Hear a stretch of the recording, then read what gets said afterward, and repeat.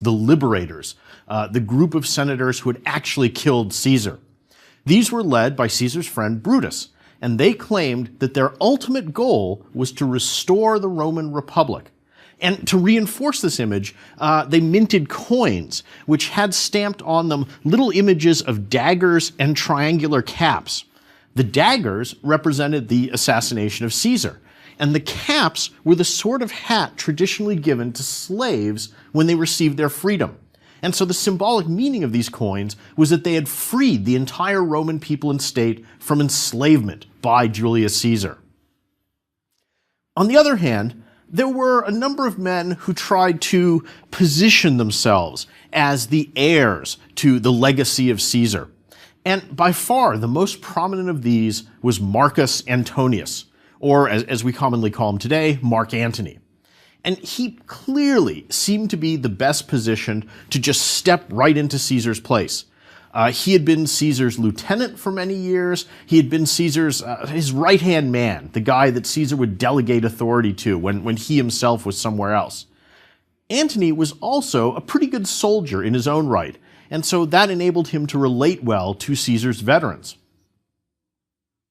Finally, though, when Caesar's will was opened and read, it produced a surprise third candidate.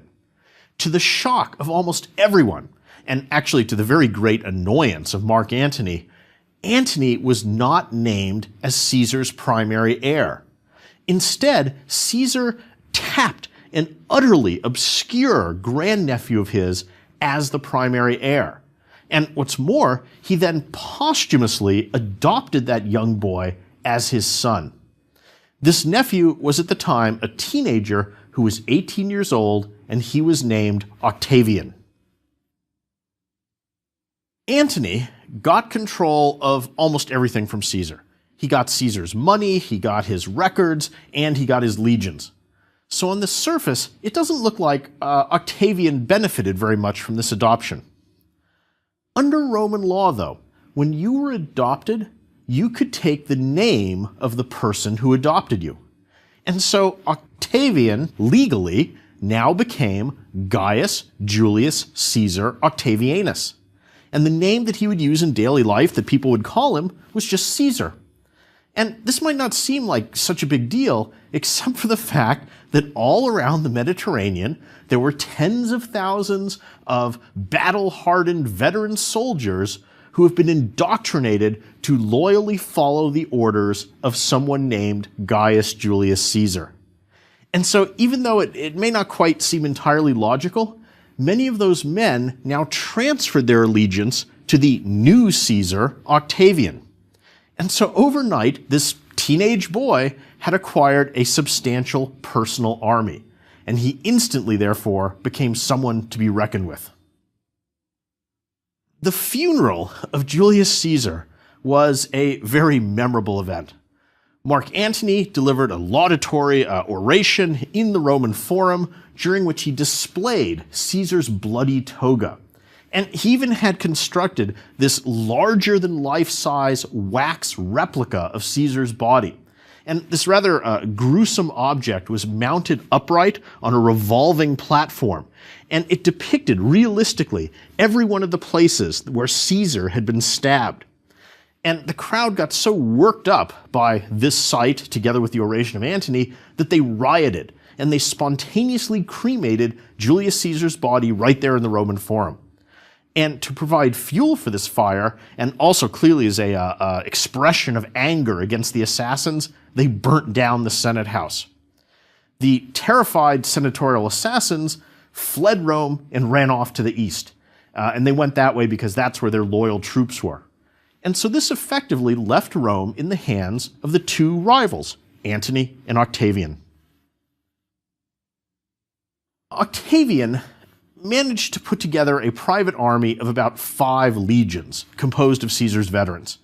And the Senate was so impressed by this deed, or maybe we should say it was so frightened by this, that they allowed him to run for and be elected consul. And he at this point was just 19 years old. Conflict between Antony and Octavian seemed pretty much inevitable, but neither was quite ready. both wanted some time to prepare. Both were still worried about Caesar's assassins and the senatorial armies that were off in the east.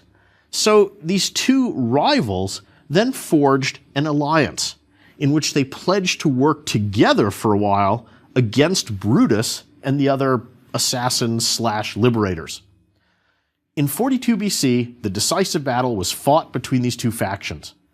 And Octavian, who really was not a good general, was defeated on his part of the battlefield. But Mark Antony, who was a pretty good general, was victorious in his section, and that was enough to secure an overall victory. Brutus and the other senatorial assassins were either captured, killed, or committed suicide. With the liberators now out of the picture, the situation had clarified and come down again to the two men squaring off to see who would take over Rome. But still, neither was quite ready for open war. So they decided they would simply divide up the Roman world between them.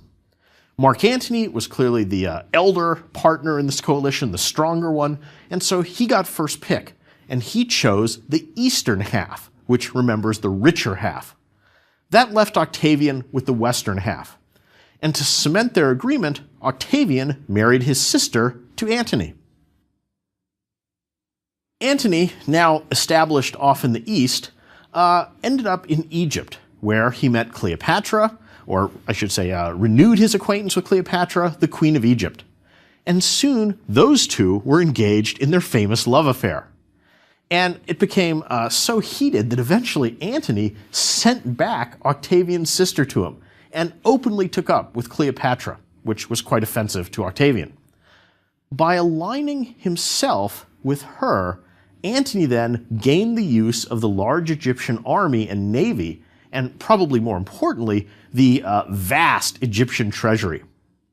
Octavian could not hope to match Antony's financial resources. So he took a different path. He began to wage what, I suppose in modern terms, we would call a war of propaganda against Antony. Octavian posed as the champion of the Roman Republic, and he tried to portray that he was defending the Republic against a dangerous foreign enemy personified by Cleopatra. And remember, since Cleopatra was a queen, by presenting himself as her consort, Antony had fallen into the trap of looking like a king, which remember the Romans hate. And so Octavian was very adeptly able to exploit that traditional Roman fear and hatred of kings. Octavian did all kinds of things. He spread rumors that Cleopatra wanted to conquer Rome and then move the capital of the entire empire to Alexandria in Egypt. And even Romans who really weren't so crazy about Octavian were offended by the thought that the capital might be moved to Egypt. And so Octavian was very, very successful in painting Antony as having fallen under the seductive power of a foreign queen. And that's a stereotype we still have about Cleopatra today. So Octavian transformed what in reality was a civil war between two Romans into what looked like a war of a Roman against an Eastern enemy. And that was a very clever strategy. Having laid this groundwork, Octavian then manipulated the Senate and had them declare that Cleopatra was officially a public enemy of the Roman state. And this was an absolutely brilliant move because it put Antony in a difficult position.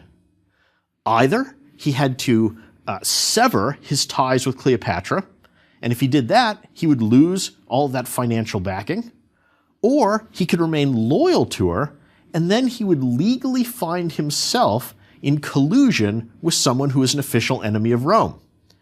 Now, Antony, who really did seem to have fallen genuinely in love with Cleopatra, chose to stay faithful to her and to stay with her. All of this maneuvering back and forth actually took about a decade. But finally, the war between the two men broke out. And Antony was clearly a better general than Octavian. luckily for Octavian, he had a loyal friend whose name was Agrippa, who not only was an excellent military strategist, but even better, was always willing to let Octavian claim the credit for the victories that he won. And Antony also seemed to have a big advantage having a larger army and more resources.